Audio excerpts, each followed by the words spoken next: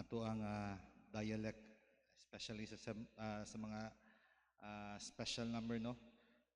Minindot paminahon pero usahay kung kita pod kuan pakanta pod magka lisod man ka pilo-pilo man atong dila.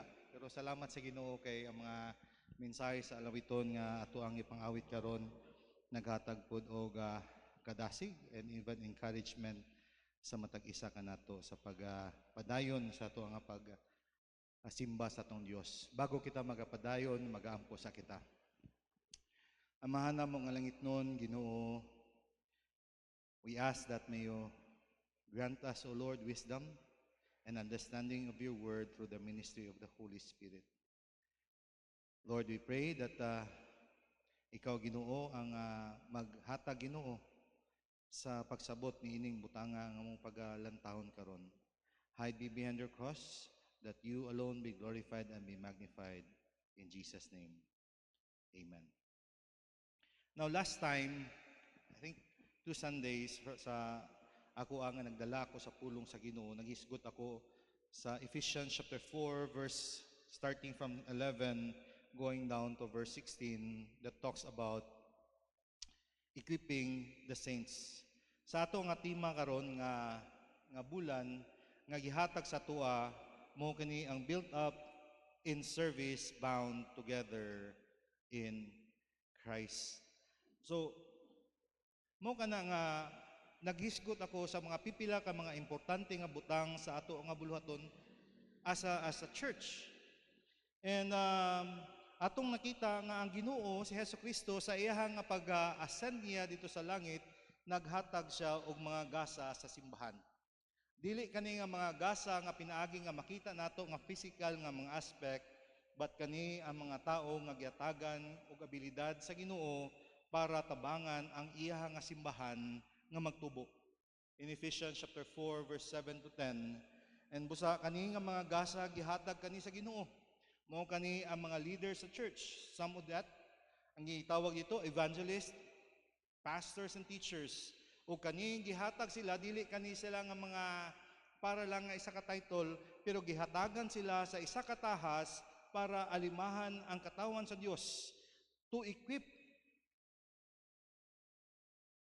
the people of God. Busa kani sila nga mga leaders nga tagaan og tahas sa Ginoo, wala pud kani sila nga gihatag lang para tanan nga buluhaton sa simbahan mo ilang pagabuhaton. Ang ilang nga buhat is to equip the rest of us, to train, to prepare us so that we can do the ministry what God has called us to do. So mo kani, no, dili sila nga naa diha para i-replace kita nga para wala na kitay buhaton.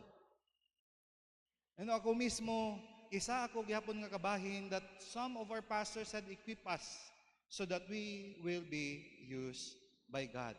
And not only that, to prepare us for us so that sa padayon sa pagbuild sa Ginoo sa simbahan niya, God is also opening us these new doors, new opportunities.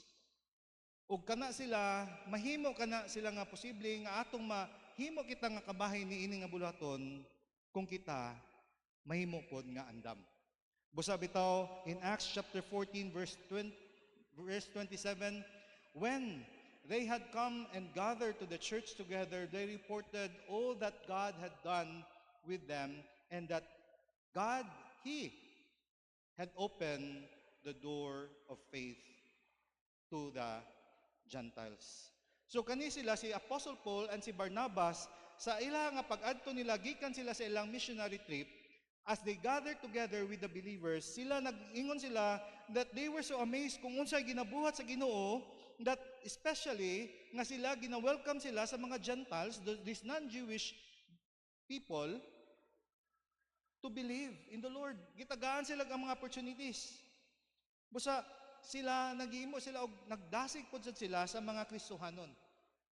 God is opening new opportunities for us. Not only that, in 1 Corinthians chapter 16 verse 9, there is a wide open door for the great work here, although many oppose me. There is an open door.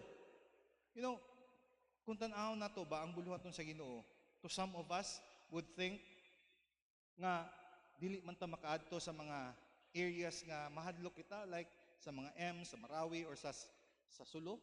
Di kita makaadto dito tungod kay hadlok man kita. But you know what? There are some people gikan dito nga lugar na diri ga-enroll sa bukso. And even sa akong wife, we're amazed nga tungod daghan ka enroll karon nga mga gikan sa Marawi, gikan sa Zamboanga. And that is an opportunity for ministry. God is opening us this opportunity. Not only that, in Colossians chapter 4 verse 3, pray for us too, that God will give us many opportunities to speak about His mysterious plan concerning Christ. That is why I am here in chain. See? If we want God to open the doors for us sa ato nga mga buluhaton, we need to be ready. That means that we need to prepare ourselves. Kinahanglan kita nga maandam kita. Both individuals and even as a church family, kinahanglan kita nga andam to step through those doors kung kana pagatagaan kitag opportunities. And one of the things nga during the missions conference, we were talking with Mrs. Carbon. And then, yung siya, nindot kaya na siyang opportunity nga gidala na siya diri. But, ayaw lang i-rush. Just build a relationship.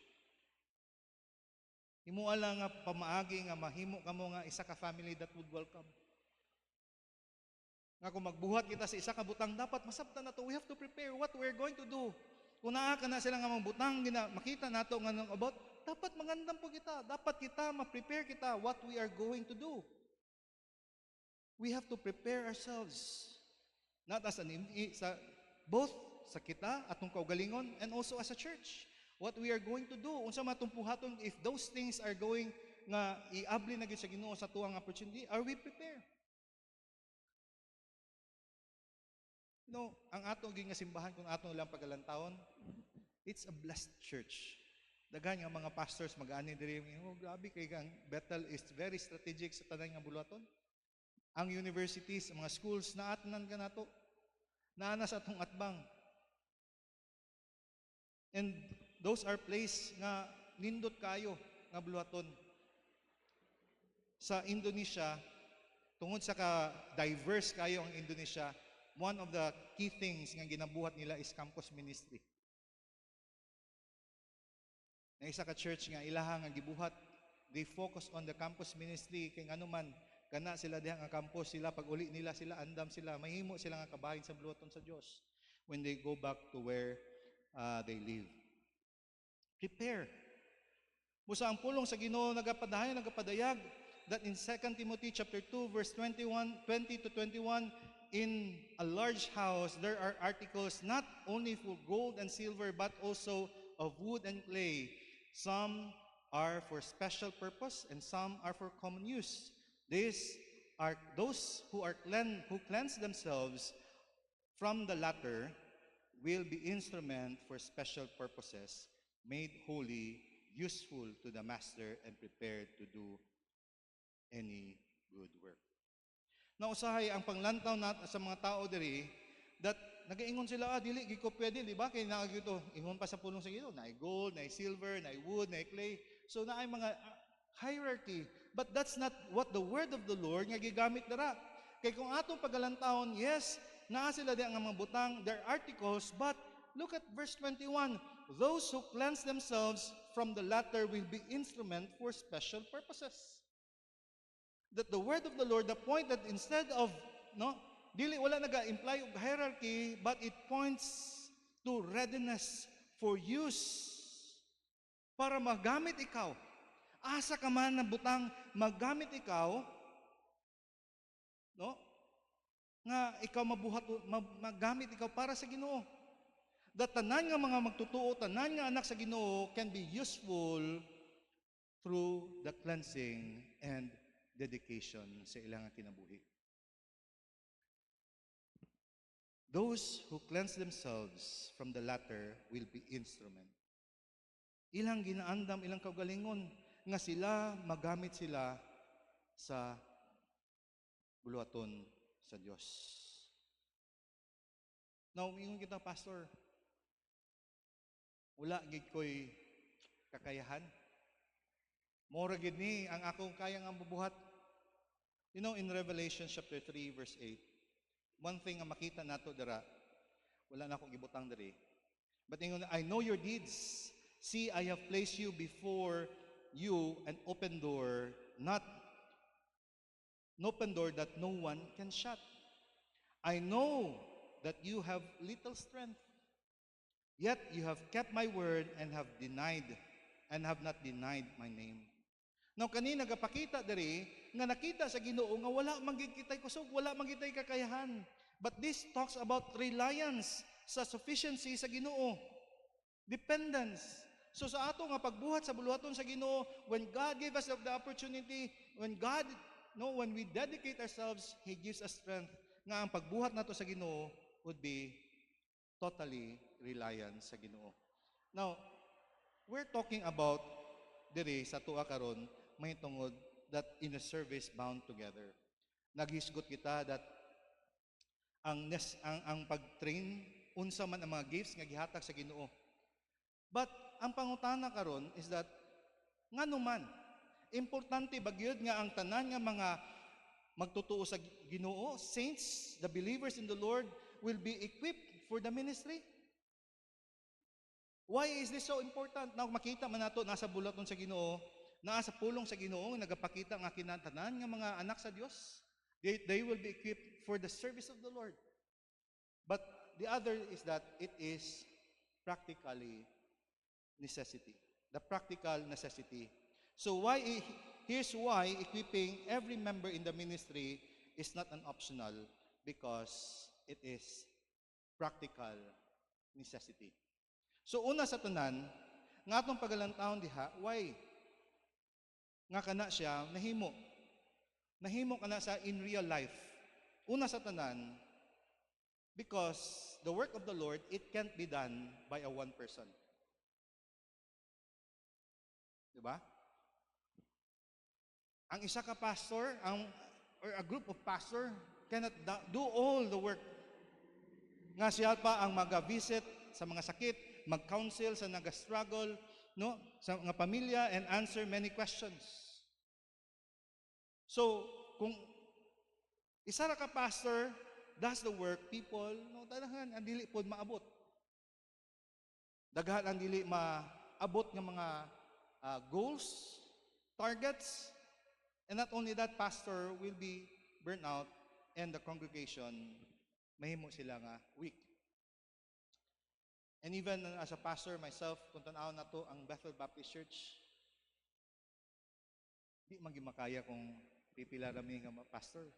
Alam mo ingon, sige, magdugang na sa tag-pastoral staff, di na pwede. Magkuha na itong pinansa na, di pwede. Di ba? Dili na nato, kung ang pastor lang tanan magabuhat, nasa youth, nasa children. Imagine, sila, Pastor Josler, kada kuan tanan, Bible study, ilaha ratanan, sila ratanan ang magabuhat sa tanan, the church will still remain weak. Busa bitaw ang pulong sa Ginoo nagapakita dito in Exodus chapter 18 verse 17 to 18. Moses' father-in-law replied, "What are you doing? What are you doing is not good. You and these people who come to you will only wear yourself out. The work is too heavy for you. You cannot handle it alone." Diba? Ang buluhaton sa Dios, kung atong pagalantahon, murag sayo na makay ginabuhat nila pastor. But we cannot handle it alone.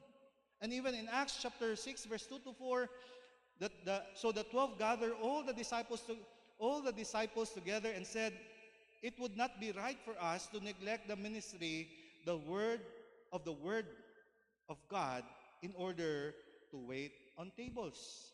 Brothers and sisters, choose 7 men from among you who are known to be full of spirit and wisdom. We will turn this responsibility over to them and will give our attention to prayer and the ministry of the word.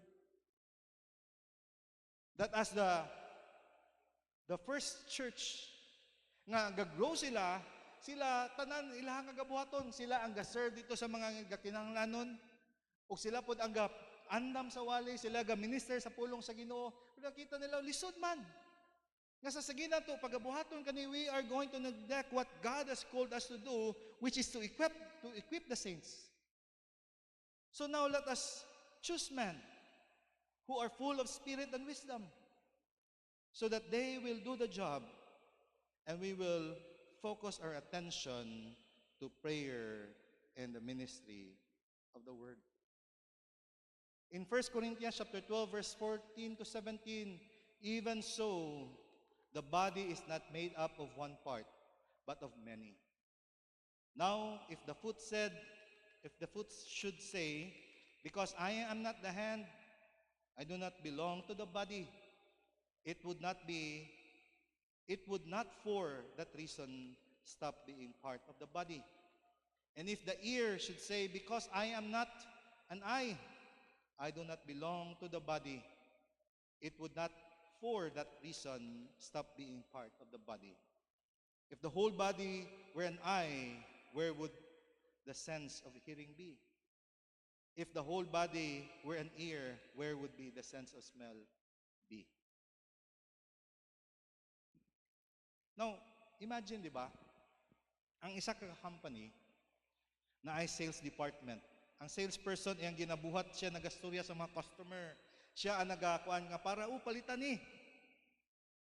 And not only that, there is this, kung isa ka company is a tech company, na apoy programmer. Siya ang nagabuhat sa mga program. Ang iyang gibuhat, nagalingkod lang siya sa computer. He makes all the language of computer, build an application for the computer. And here's the boss. Siya ang nasi dako nga idea para sa company, siya nagahimuon buhaton tani. So the problem is that one day ang salesperson naging tanaw siya kang Ben, wa koy gamit king ano man. Wa mo koy gabuhaton, sige lang kog storya, mura na akong gabuhaton, sige na kog storya. Di ko pareha kay Ben nga siya ang nagabuhat og mga nindot kay nga ma-application.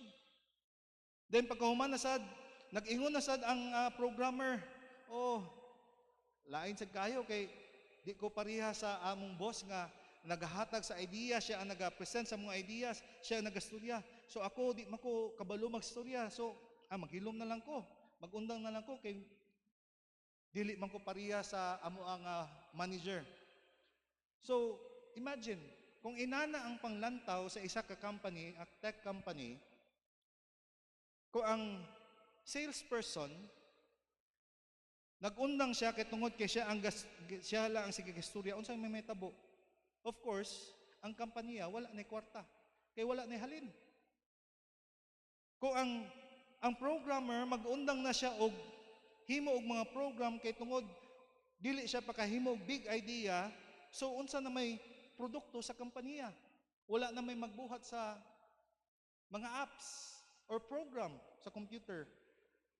So what will happen? Wala na may tabo sa isa ka kompanya.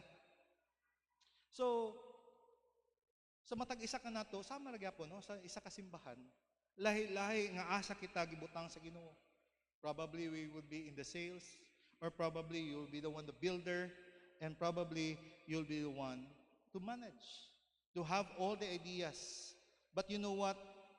You belong on a team because you are different, not even though you are different. You need to be who you are, where God has put you. Nakakay gihatag nga gasa sa imuha. For this month, our pastoral staff also mentioned spiritual gifts. Ihatag nga gasa sa matang isa. But you know what? Ang pulong sa Ginoo is clear. Nga ang pulong sa Ginoo nagapakita nga walay isa ka person can or should bear all the responsibilities. We are a community sa bulaton sa Dios ug naay mga kabahin nga gihatag sa tuwa. So as a parent, kung ang parent lugar ihatanan, isod, di ba? Ang parent siya nagtrabaho. Paghuman siya pag magluto, paghuman pagyud tabangan niya tanan ang mga homework problem ug adto pa siya sa tanan nga mga games sa iyang anak. And all those things give each children a one-to-one attention. Kasi may tabo, isa ka parent, lisod. He'll get burned out or she'll get burned out kung a single parent. Di ba? More gyapon ang buluhaton sa Dios. That as a pastor, it cannot visit every sick. One pastor cannot counsel every struggling marriage. One pastor cannot answer every question. That's so impossible. And God never designed the church that way. Busa, ang matag isa ka nato, gitagaan kita og roles, gifts, nga gihatag sa to sa Ginoo. All we need to do is to show up. All we need to do is to be ready, to be equipped, be disciple, be part of the community. So when you help, mahimo ka nga kabahin para sa Ginoo. So it cannot be done. The work of the Lord cannot be done alone. And secondly, is that we grow when we're involved. We grow kung kita mahimo kita nga kabahin. Di ba? Dili man pwede nga kita magtubo kita sa paminaw lang. We learn by actually doing it. Most of the kasagara po ng mga tao, they are more on doing, sa pagtuon, dili lang kay sa mga theories. Diba? So, kung kita, ma-equip kita, and then we put it to work, when we apply kato-ato ang gitunan, kita magatubo. So, ministry isn't just about helping others, it's about becoming who God had made us. In 1 Peter chapter 4, verse 10 to 11, each of you should use whatever gift you have received to serve others as faithful stewards of God's grace in various form. In 2 Timothy chapter 2, verse 2, and the things you have heard me say in the presence of many witnesses, entrust to reliable people who will also be qualified to teach others. Nga kani gihapon nga wala gid siya nag-ingon nga taman lang nga pagkadungog nimo imo lang pagadawaton ug wa kay pagabuhaton. But si Apostle Paul giingan niya sa Timothy, kani nga mga butang nga imo natun-an, imo nadunggan sa kuha, now you start to do this. Kung unsa akong gitudlo kanimo imong buhaton sa uban. You start learning. And those people nga imo ang pagatugyanan niya, sila pod mangita pod sa others who will do the same. In Hebrews chapter 5, verse 12 to 14, in fact, though by this time you ought to be teachers, you need someone to teach you the elementary truths of God's word. All over again, you need milk, not solid food. Diba? Kani nga gipanumduman sa writer sa Hebrews nga, in fact, karon unta, tapat kamo na unta. Pero nahitabo sa inyo karon, sige lang mo og balik. Dili mo pa ka digest og solid food. Dapat gina-enjoy na niyo ang steaks. But, gatas naman. Anyone who lives on milk, being still and infant, is not qualified with the teaching about righteousness. But solid food is for the mature who by constant use have trained themselves to distinguish good and evil. Usahay, nagahuna-una kita nga, di ko sa ministry kay sakripisyo gyud ka anak. Una-una sa nga, busy na kayo, ahanan ako, ibutang akong time sa akong business. O kapoy na kay ko, wala na ko'y kusog. Sa akong trabaho man, sa akong trabaho murag wala na ko'y kusog. And wala pagi ko enough nga training may tugon ni ana. But you know what? Look at this. By constant use have trained themselves to distinguish good from evil. God has given you gifts that you need to be steward what God has given you. Gitagaan ka gasa, dili na kinanglan nga mag-adto ka pa sa layo para ikaw mahimo kang galamiton sa Ginoo. Asa ka diha. God has give you influence. Gitagaan ka og mga tao sa imong palibot that you could influence them. Mao nang gihatag sa imo sa Ginoo. Be a good steward. Pastor, di ginako kaya. Now, let me ask you. Kinsa man kabalo na diri mag-drive sa ilang sakyanan, motor ba or sakyanan? Kinsa man kabalo mag-drive diri? Ako ra. Ana dito sa likod, di ba? Kano saan man ta sugod na katuon? Sa una, pagtuon ako og motor, sugod man ko sa motor, pag muangkas ko, gatan-aw ko sa ga-drive.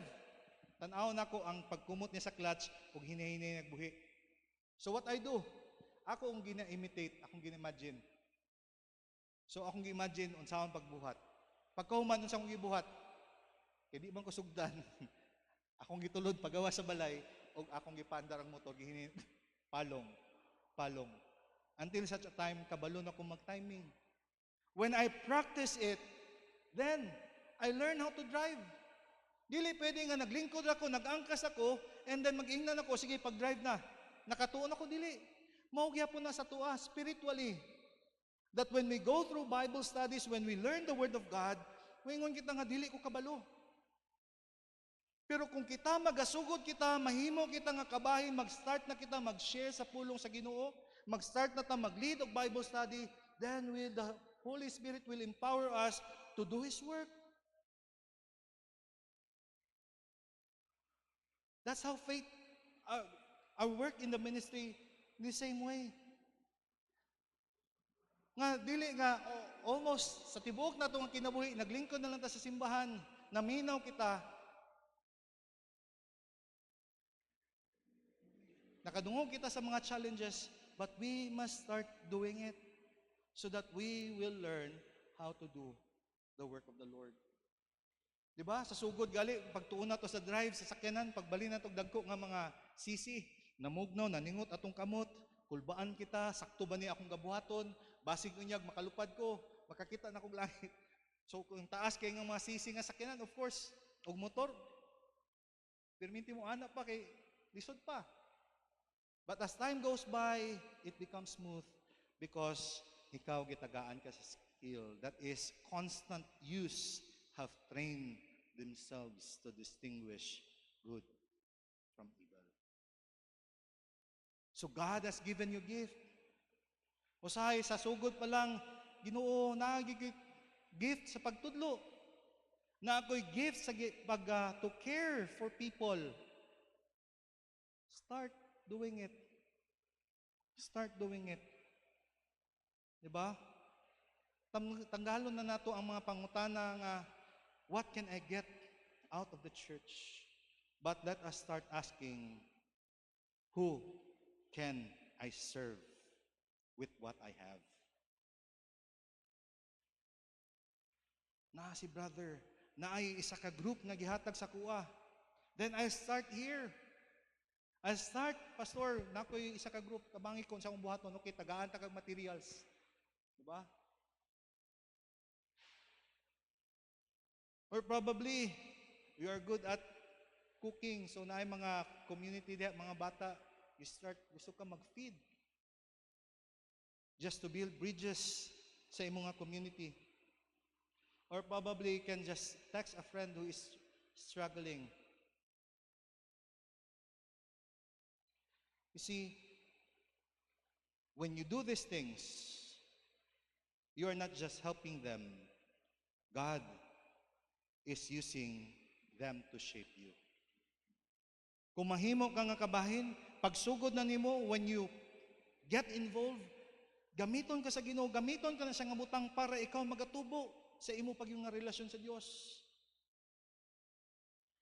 Usa ang pulong sa Ginoo, nagaingon diha, We are like a body. Ang tiil, dili kamot. Ang dalunggan, dili mata. And these are all good.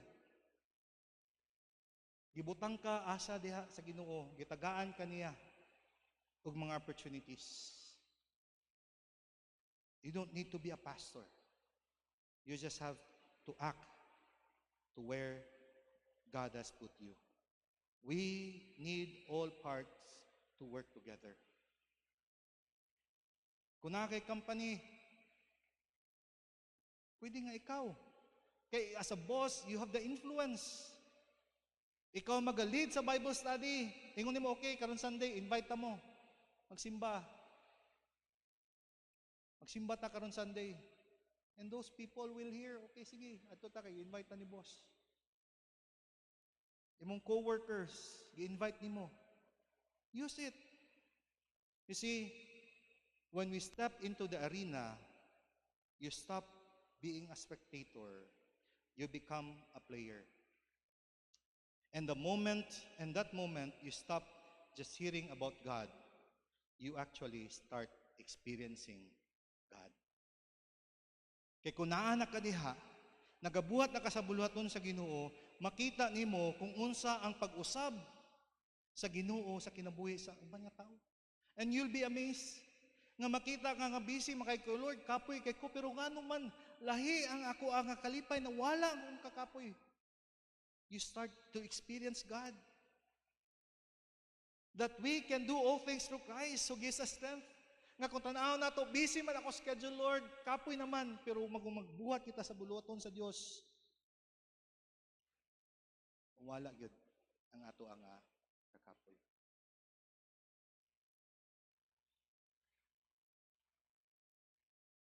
Listen, you are not a leaky bucket needing to be filled. You are a pipe. God wants to pour grace through you because that is the only way it stays fresh in you. If you just sit and listen, your faith stagnates and it becomes an old milk. Sa paggamit kita sa Ginoo, kay kita ang agasan nga pinaagi sa atong mga kinabuhi, mahimo kita nga kabahin sa iya nga bulaton. Musa kita man ang tuburan, dili ta kinahanglan nga perminti na ta, maglingkod na ta, nga natay mga leakage, but gigamit kita sa Ginoo para mahimo kita matuburan sa grasya sa Dios. So the body needs you. Don't try to be someone else, to be part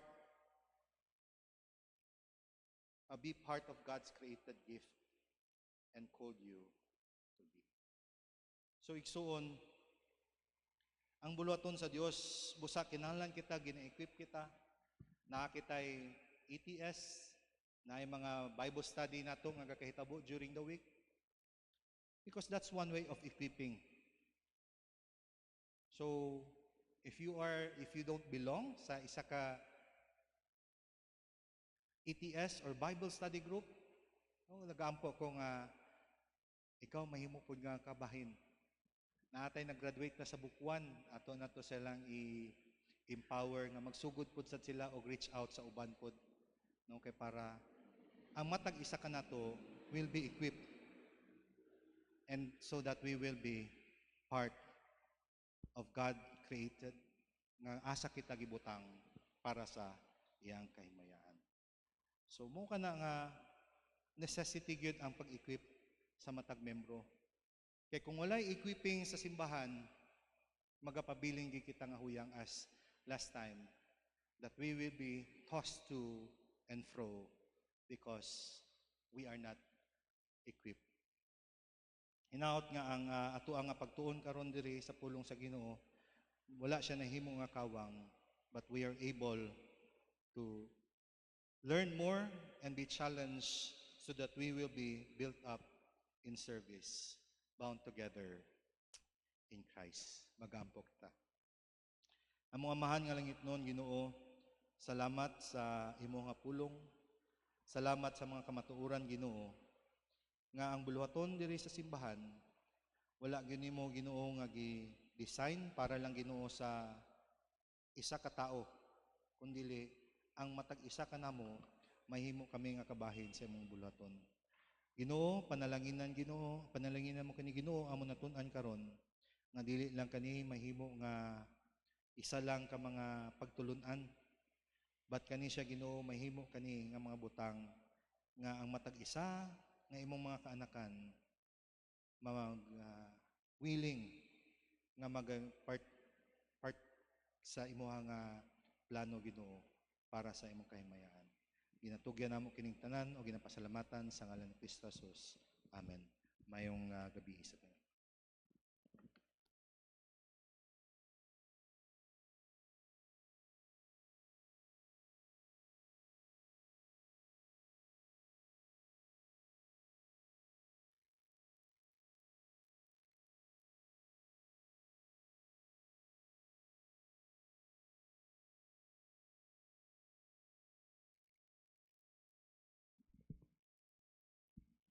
Mag-aampo kita. Nalay kong kamanan mong Diyos. Salamat Lord sa kamatuuran sa iyong pulong. Karon nga takna, O Lord, among itugyan amang higayon, paghatag balik ta kanimo. Natunta Lord, gamiton nimo kini aron sa kalambuan sa iyong bulaton. Lalo na Lord sa karong mga semanaha sa pagbuhat sa iyong bulaton o sa maabot pa o sa uban nga lugar o man na naamo mang bubuhat, O Lord. Sula kami Lord sa mga kapakasan po sa pulong una, mimo ang atakusog himpit aron ikaw mahimuot sa mga puno o kinatibuk-an nga kasing-kasing sa paghatag. Sa ngalan ni Jesus, Amen.